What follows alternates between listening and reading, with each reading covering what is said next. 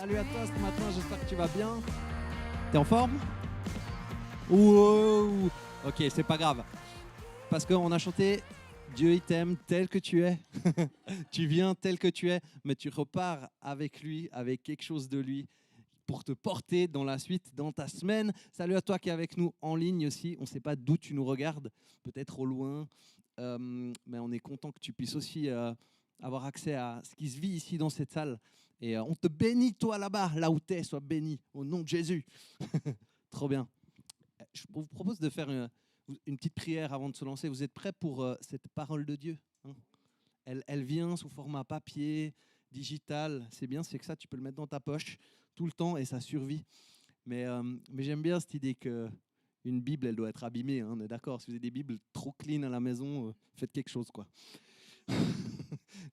Jetez-les par terre.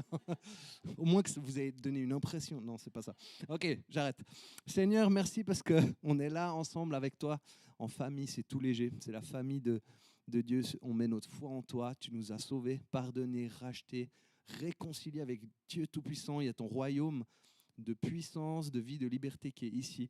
Et moi, je prie maintenant qu'on puisse tous être édifiés ce matin parce que tu as envie de nous dire ensemble et personnellement à chacun que tu puisses vraiment nous rejoindre et nous parler et poser une parole qui édifie notre foi, notre vie de disciple, qui nous rend meilleurs pour accomplir notre mission et te suivre dans ce monde.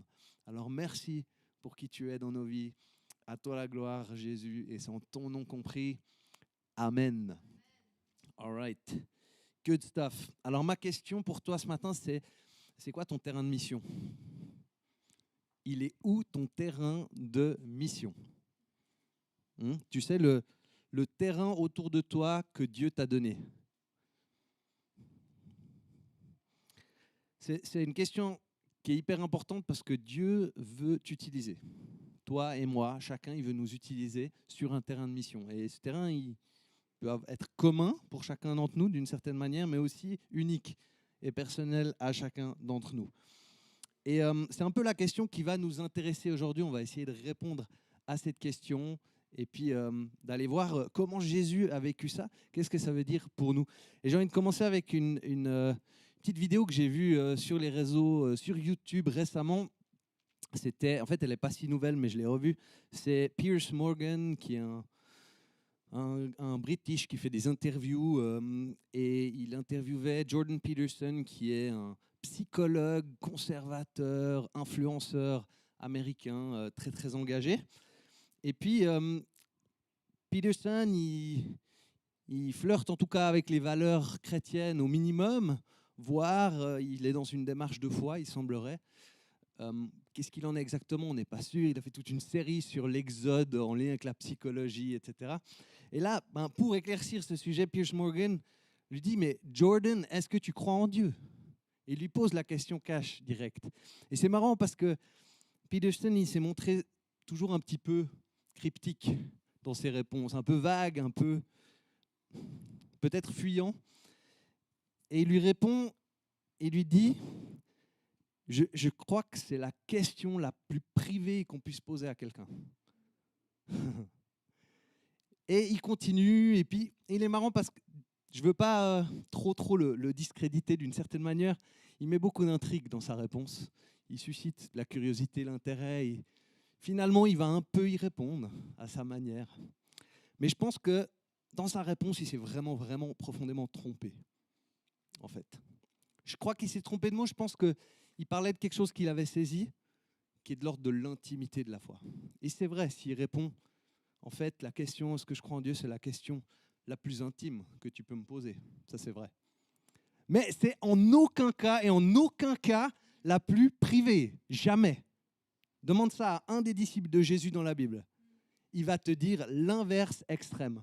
La question, est-ce que tu crois en Dieu, et même plus précisément, est-ce que tu crois en Jésus, c'est la question la plus publique que tu peux jamais imaginer. Alors, comment tu le vis, toi? Comment tu vois ça?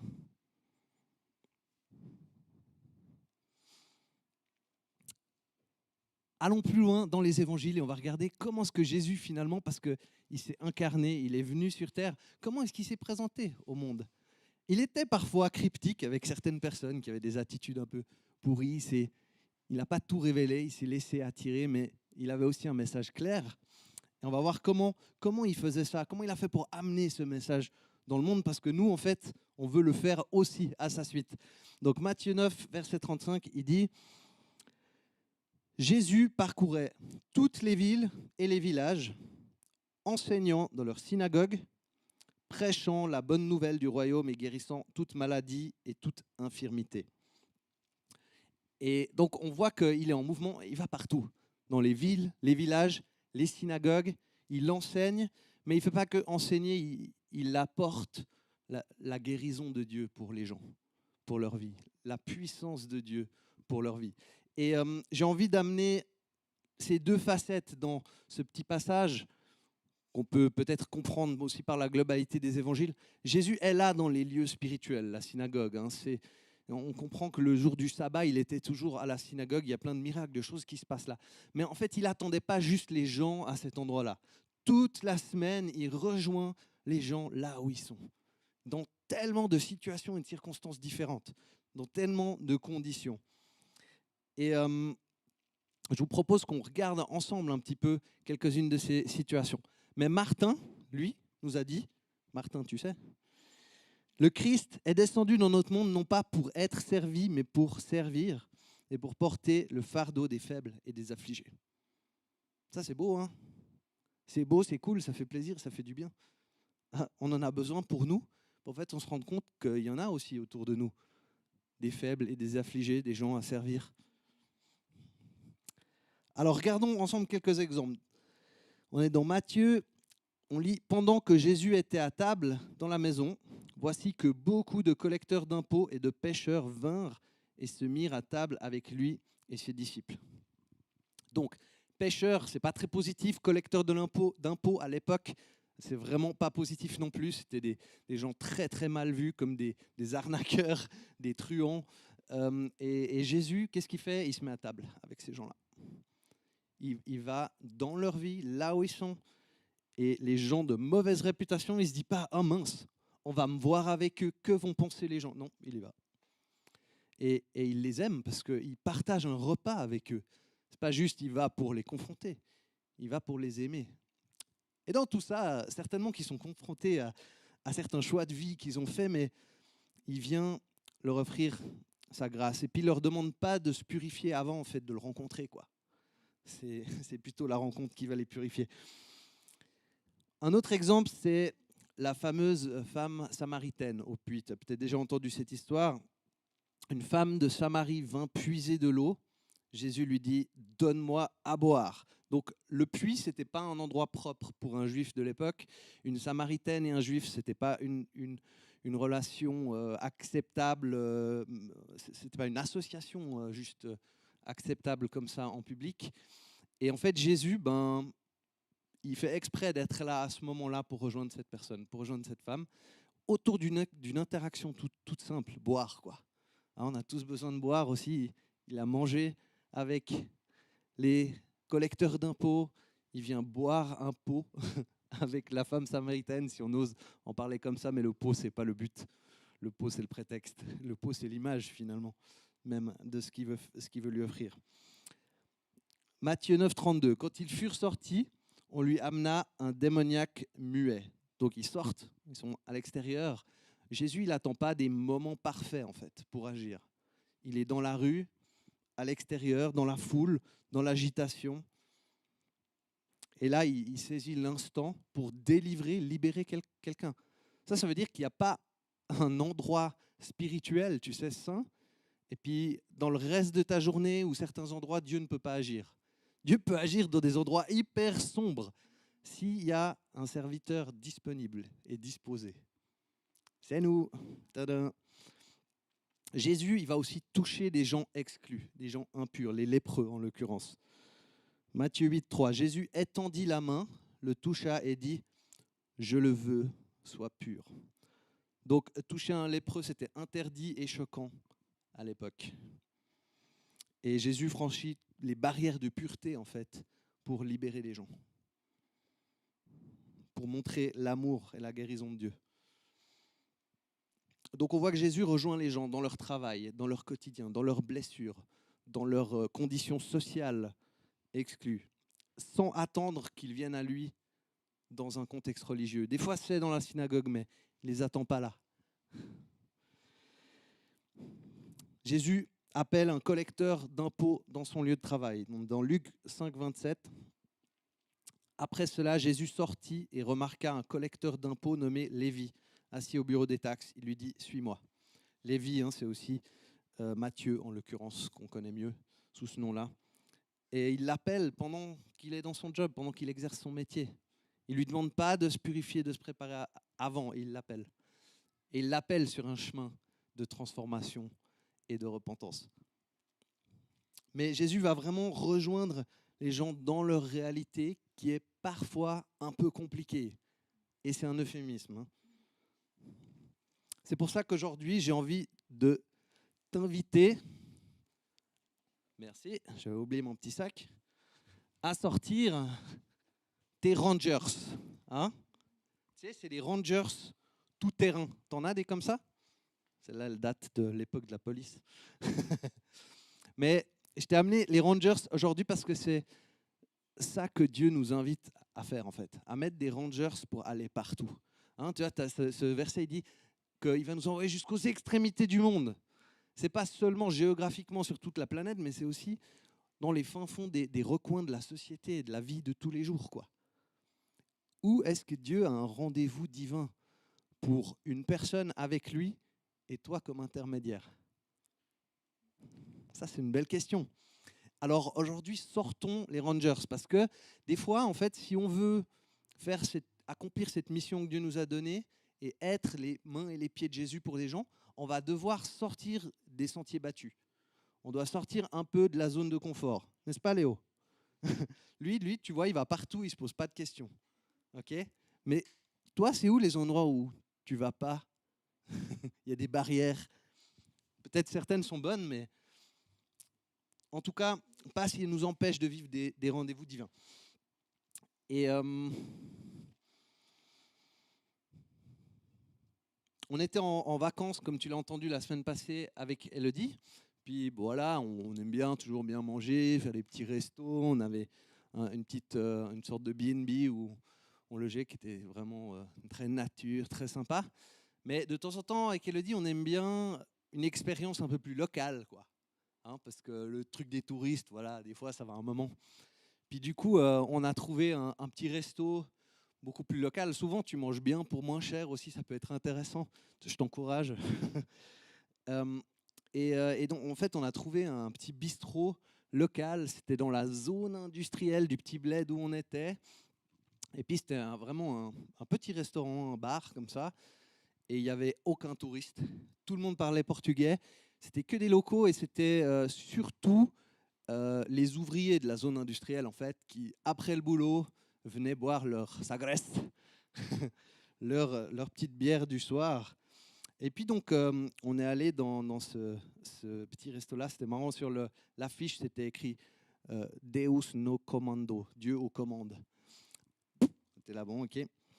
Et puis, alors on essayait tant bien que mal de commander malgré la barrière de la langue. Et puis, il y a des gens qui parlaient un peu anglais dans le resto, ils nous ont aidés.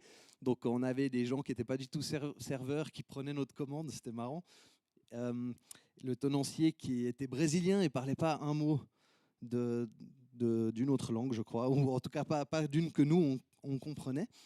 Et puis finalement, on se retrouve à discuter du coup avec des locaux qui parlaient suffisamment bien l'anglais, on parle un petit peu, et puis en fait, on apprend à un moment qu'un des gars est là avec sa maîtresse, en gros.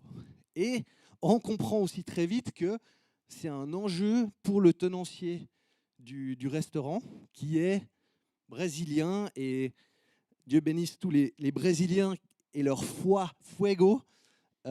Mais j'ai entendu que culturellement, des fois, il y a quelque chose de très religieux, légaliste aussi, qui peut être présent. Nous, on a nos propres enjeux, chacun son truc. Et pour ce tenancier, en fait, c'était vraiment un problème que le gars vienne avec sa maîtresse alors qu'il était marié avec des enfants. Même si on a compris que le couple du gars était de toute façon déjà fini, quoi. Il y avait une... Voilà, c'était dur avec la langue, hein, mais on a compris que probablement qu'il y avait une procédure de divorce qui était déjà lancée, etc. Mais n'empêche que le gars, il est encore marié, il est là avec cette femme. Donc nous, on est pris dans tout ça, puis ils apprennent aussi que je suis pasteur, puis je suis là, comment, comment je rejoins ces gens, comment j'agis aujourd'hui. Alors, je pense que je pense que Jésus, il n'avait pas envie de shooter ces gens d'un endroit, il avait envie de les rejoindre. Donc voilà, j'ai essayé de faire ça. Puis tu sais, d'abord, j'ai dit un truc un peu neutre comme ça, mais une vérité qui, c'est une personne suffit pour détruire un mariage, mais il faut être deux pour que ça marche. Hein, tu sais, voilà. C'est un peu, tu sais, là, ouf, je m'en suis sorti. Et puis, à un moment, je sais pas, j'ai eu un petit élan d'audace de dire, mais moi, ils savent maintenant que je suis pasteur, ma manière de réagir, ils la prennent comme une référence aussi par rapport à ça. Puis j'ai dit quelque chose un peu de l'ordre du fait que, ouais, c'est bien d'abord régler les choses vis-à-vis de ce mariage avant d'ouvrir quoi que ce soit d'autre, une autre relation, quoi. Et alors, peut-être audacieux, comme ça, dans un contexte des gens que je connais même pas, etc. Mais il y avait de la place pour la discussion, comme ça, j'ai pas eu l'impression que ça a rien cassé vraiment dans le moment, dans les échanges. Et il y avait un autre des gars qui était là dans la conversation, et puis lui, c'était intéressant, donc il réagissait à tout ça, puis il disait, ouais, de toute façon, dans les familles portugaises, en apparence, tout est incroyable, mais derrière, on sait que c'est vraiment la cata, quoi. Et il dénonçait cette hypocrisie-là, en fait. Chose probablement qui est juste pour beaucoup de nos vies, hein, pas que au Portugal. Euh, et, et en même temps, ce qu'il disait, c'était un peu genre, finalement, on fait tous des trucs, quoi. Donc lui, sa réponse était, on stoppe l'hypocrisie, ok, c'est bien, mais il allait trop loin, en fait, dans l'autre sens, en mode, finalement, c'est pas très grave.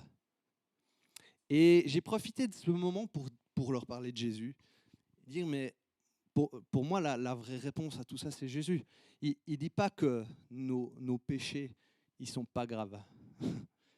Il ne dit pas ça, il a dû mourir à la croix pour ses péchés. Ça veut dire que c'était vraiment, vraiment grave. Mais il nous offre une solution, il nous offre un pardon, il nous offre la grâce.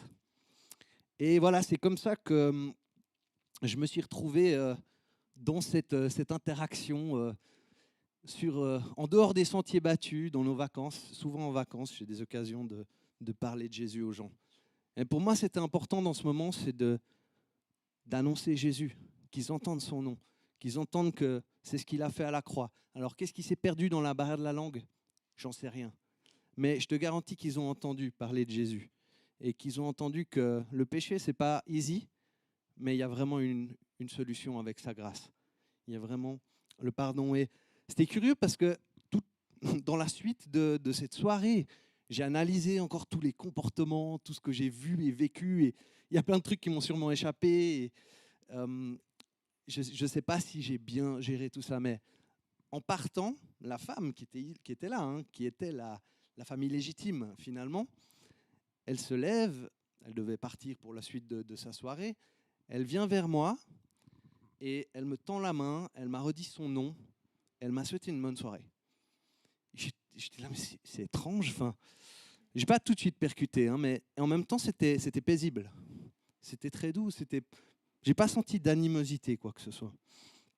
Et puis en fait, je me suis rendu compte qu'il y a quelque chose que j'ai touché avec ces vérités sur leur situation qui a rejoint cette femme.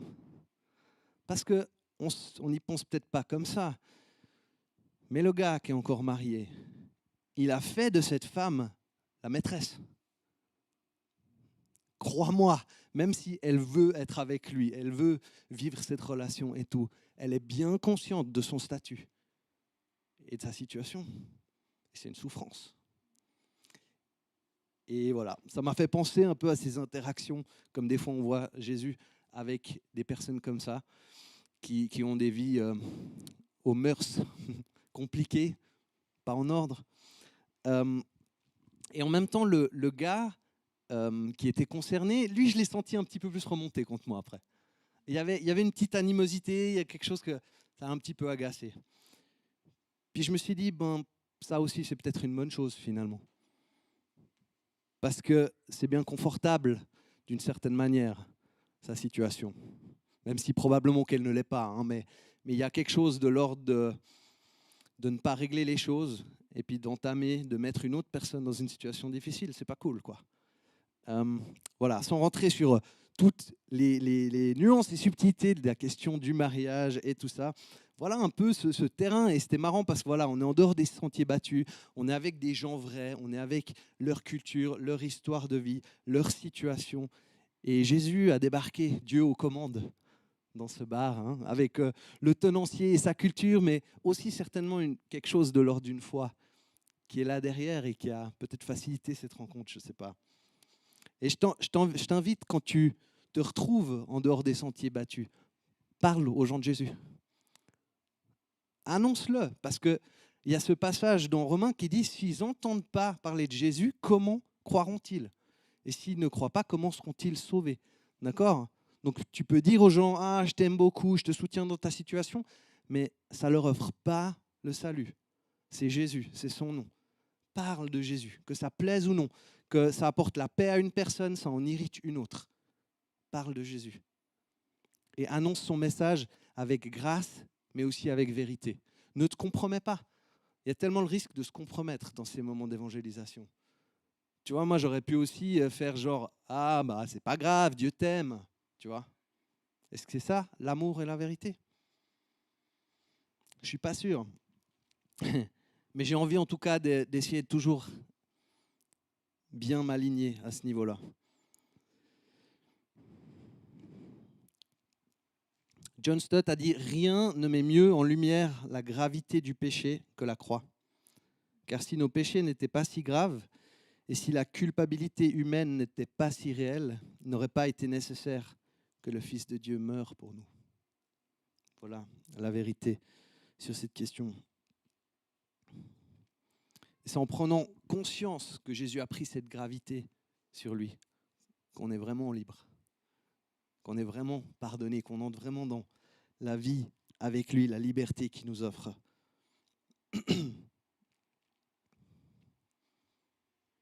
Présente Jésus aux gens. Il est leur espoir, il est leur seul espoir dans ce monde perdu. Il est le cadeau de Dieu pour eux. Certains vont le rejeter, mais d'autres vont le recevoir. Mais si on ne parle pas, les gens ne vont rien recevoir.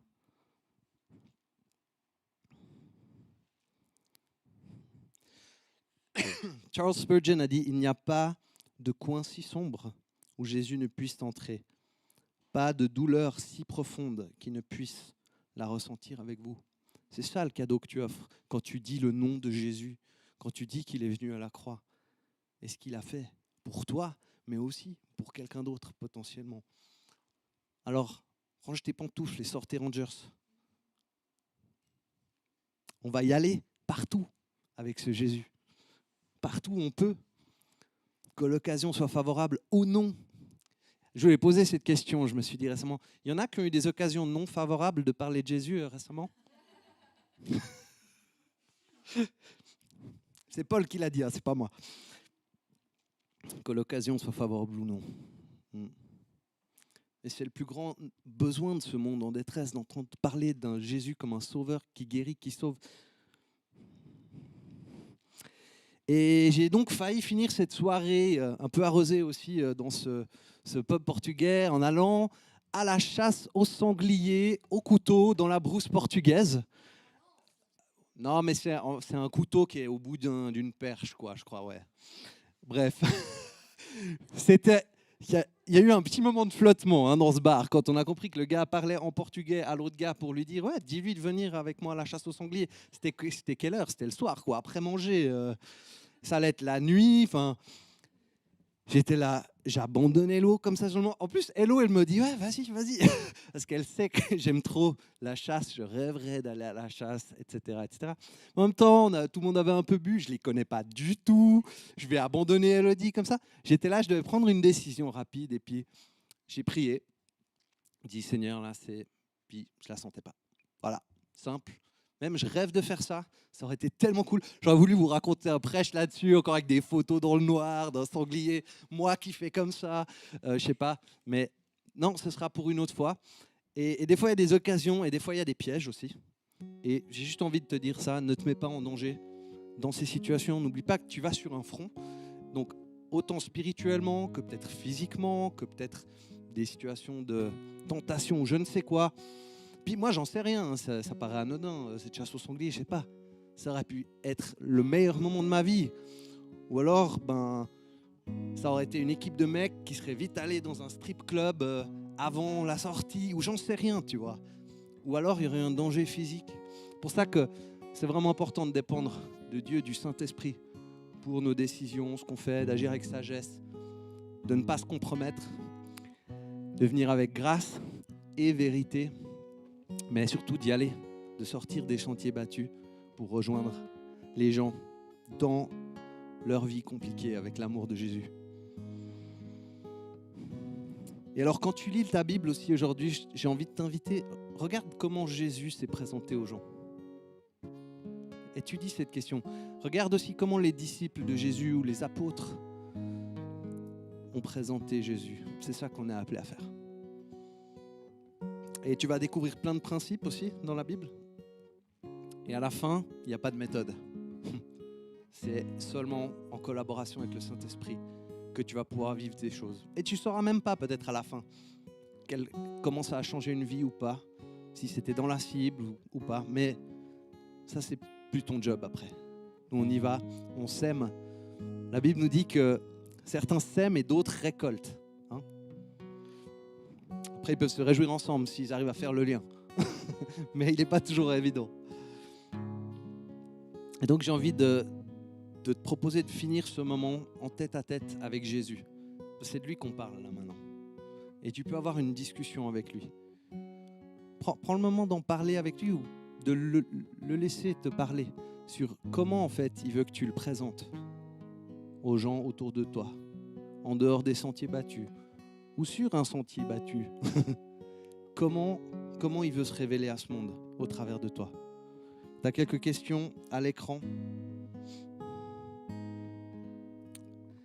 Moi, je suis convaincu qu'il y a des rendez-vous divins pour chacun d'entre nous, si on est prêt à saisir des occasions non favorables ou favorables. Il y en a aussi.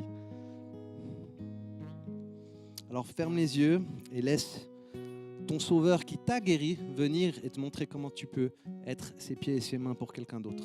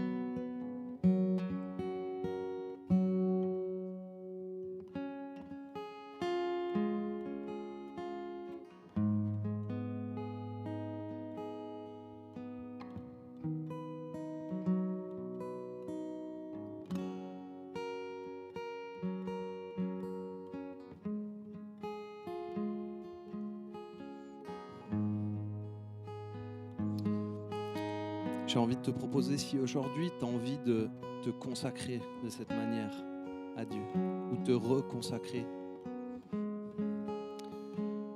juste de te mettre à genoux comme un signe que tu dis, Jésus, je veux que les gens entendent parler de toi au travers de moi.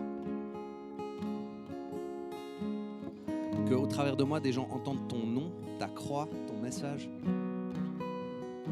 que des gens puissent te connaître.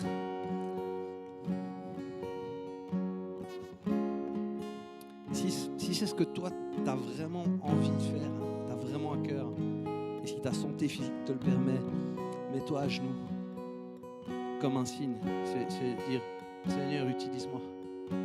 Envoie-moi, comme Ésaïe a prié.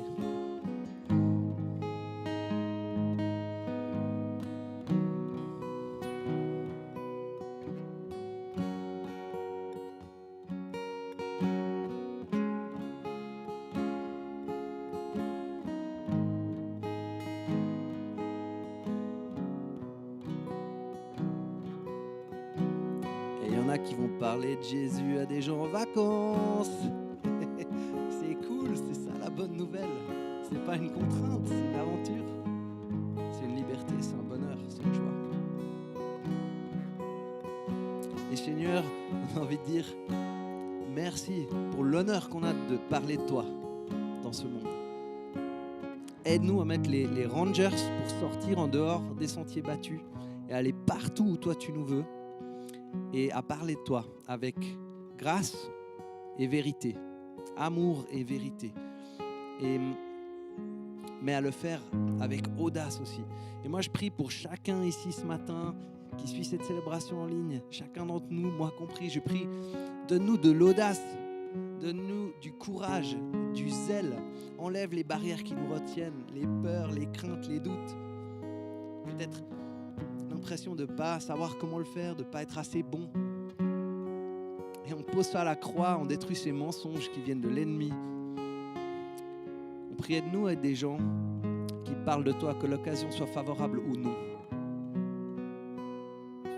Et qu'au travers de cette salle et de chaque membre de cette église, de nombreuses personnes puissent entendre et découvrir qui est Jésus-Christ.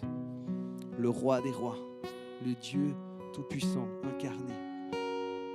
Que de nombreuses personnes puissent mettre leur foi en toi, être sauvées pour la vie éternelle, pardonnées, guéries, libérées, restaurées.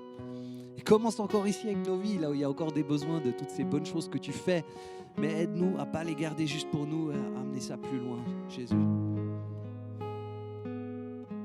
Alors on te remercie que tu nous aides à être plein de zèle et à y aller avec ce qu'on a et pas ce qu'on n'a pas, et à faire notre mieux même si ce n'est pas parfait.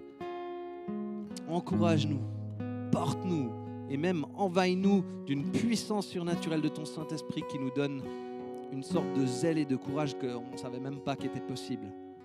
Surprends-nous, Seigneur, et qu'au travers de nos vies, de notre message et de notre parole, tellement de vies soient bénies, sauvées, touchées. Et que ces vies-là puissent à leur tour faire ce que nous, on est en train de faire et de vivre, de s'encourager à vivre maintenant. Pour qu'il y ait une chaîne infinie, interminable, géographiquement et dans le temps, d'annonce de toi, Jésus-Christ, comme le Sauveur, comme le Seigneur, comme le Dieu vivant, le Dieu tout-puissant. Alors à toi la gloire pour tous ces bons fruits, ces vies sauvées, toutes ces vies placées sous le salut pour la vie éternelle. Au nom merveilleux de Jésus-Christ, on prie. Amen. Yes. Et tu peux continuer cette conversation avec Jésus dans la louange et de chanter qui il est. À toi la gloire, Jésus.